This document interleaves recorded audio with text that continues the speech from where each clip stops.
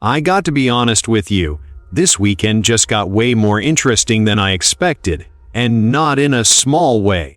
I am talking about one of those situations that can actually shake things up on music, a bit heading into Martinsville, because out of nowhere we have got not just one, but two major driver changes happening at the same time. And both of them say a lot about what is going on behind the scenes right now in NASCAR. This is not just about filling seats. This is about opportunity pressure. And honestly, some big question marks about what teams are thinking moving forward. And trust me, one of these moves especially caught me completely off guard. Music, so, if you are the kind of fan that follows not just the races, but everything happening around them, music, driver decisions, team strategies, all that stuff, you are going to want to stick through this one. And hey, real quick, if you are new here, go ahead and hit that like button and subscribe. This channel is just getting started. We are chasing our first 10,000 subscribers, and it is all about real NASCAR fans talking NASCAR the way it should be. So, let us start with the first move, and this one involves one of the busiest guys in NASCAR right now, Ross Music Chastain. If you have been following this season closely, you already know Chastain has been in music everywhere. The guy has basically been running anything he can get his hands on in 2026. He just came off Darlington, where he pulled off a second-place finish in the Truck Series with Motorsports. And on top of that, he also made another Xfinity start, this time with JR Motorsports. He was driving the part-time number 9 Chevrolet and brought it home in 14th. Solid run. Nothing crazy, but definitely respectable considering how competitive that field is. Now, here is where things get a music interesting. That number 9 car is coming back this weekend at Martinsville, but Chastain is not the one driving it. Instead, JR Motorsports Music is putting Lee Pulliam in the car. And I am telling you right now, this is one of those moves that makes you stop and go, what?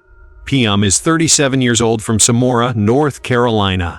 And yeah, the guy is legit in short track racing. We are talking 4-time NASCAR 1 All-American Series Division Fun National Champion.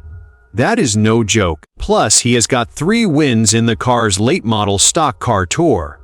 But here is the thing. His NASCAR National Series experience is basically non-existent in music recent terms. Only 6 starts ever, all the way back in 2014 in the K&M Pro Series East.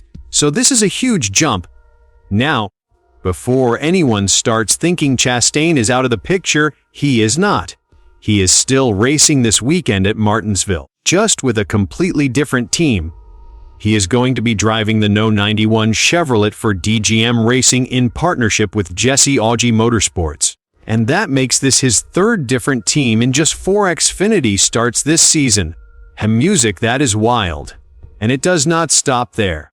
Chastain already has 2 more races lined up later this year. He is scheduled to run at Watkins Glen in May and Soma in June, with Jordan Anderson racing the same team he ran with earlier this season at Atlanta and COTA.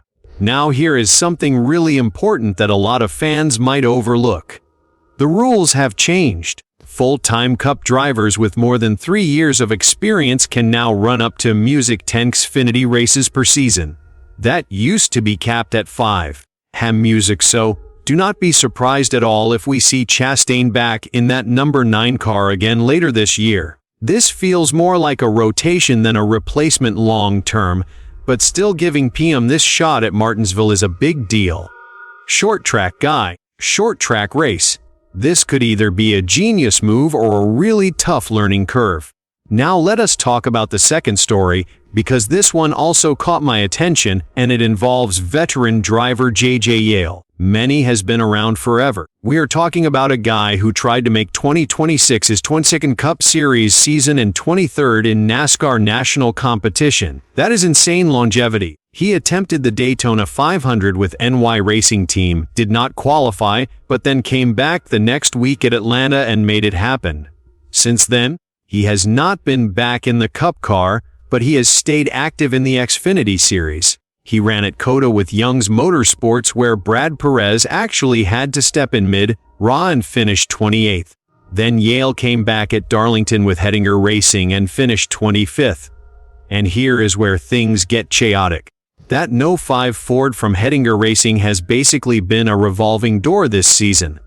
They have already used multiple drivers, Luke Fenhaus, Tyler Gonzalez, and Chandler Smith, and now they are adding another name to that list for Martinsville. Yale is out for this weekend, and replacing him is Luke Baldwin, a music 19 years old, making his Xfinity Series debut. And again, this is one of those moves where you cannot help but be curious. Baldwin has only run 5 Truck Series races, all in 2025 with the music ThorSport Racing. His best finish was 12th at Pocono, and he actually already has experience at Martinsville where he finished 22nd. So, at least he is not going in completely blind. But still, jumping into an Xfinity car at Martinsville, one of the toughest short tracks on the schedule, is a serious test. And just like with the first story, there is no long-term clarity here. Hating Racing has not confirmed anything beyond this race. No full time plan, no locked-in driver. So even though Yale is out this weekend, I would not count him out for future races this season. This feels like another situation where teams are experimenting, trying different drivers, seeing what sticks. And honestly, as a fan, it is exciting, but also a little chaotic, because when you look at both of these stories together, it tells a bigger story about where the Xfinity Series is right now. You have got experienced Cup drivers like Chastain bouncing between teams, maximizing opportunities under new rules, and at the same time you have got teams giving chances to short-track veterans like Pyam and young prospects like Baldwin. It is like this mix of proven talent and raw opportunity all colliding at once, and Martinsville is the perfect place for it. A short track tempers flare, mistakes happen, and sometimes new names make a statement. So yeah, heading into this weekend, I am not just watching who wins, I am watching how these guys perform. Does Pyam surprise everyone in the number 9? Does Baldwin hold his own in his debut?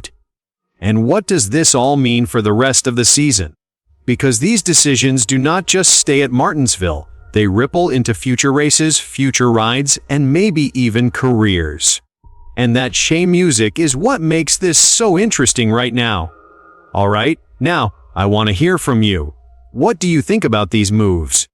Do you like seeing new drivers getting a shot like this?